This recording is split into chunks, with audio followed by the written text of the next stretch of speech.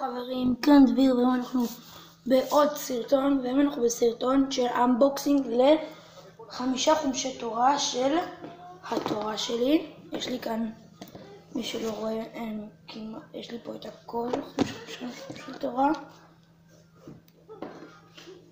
הנה, בבקשה, את כולם, ואנחנו נדבר עליהם אחד אחד. אז קליפ ומתחילים. או סליחה, לא קליפ. אנחנו נעשה הפסקה קצרה ומיד נשוב. אז חברים, אנחנו ממשיכים ויש לנו פה את הספר הראשון של התורה שלי.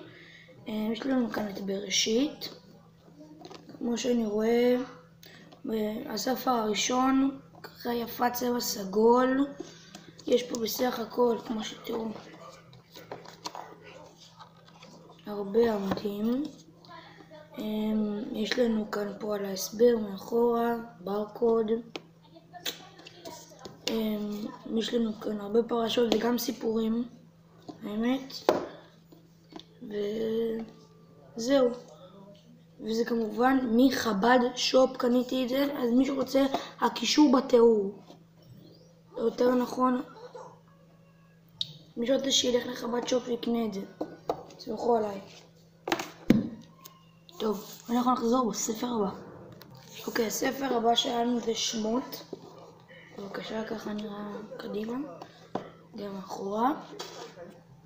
ספר שמות, יש בו הרבה פרשות וגם סיפורים והכל.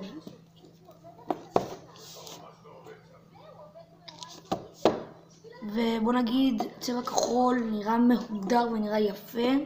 אני לא אשקר, וגם התמונה, אני מאוד אהבתי אותה.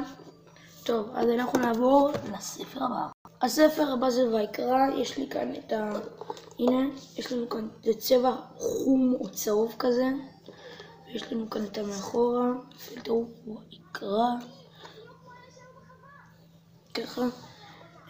בוא נגיד, צבע חום אהבתי, האדירה, הדפים, אפילו חלקים. נגיד שום ביקורות, יפה מאוד. נראה לכם פה את הכל. יש כאן אפילו הסבר, ואפילו אהבתי את התמונה שהם הוסיפו פה, מוסיפים תמונה כל פעם. ובוא נגיד, מבאר ומאיר לילדי ישראל שלכם.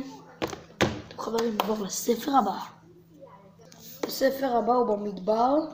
יש לנו כאן את המאחורה, צבע אדום וצהוב שאני אישית אהבתי.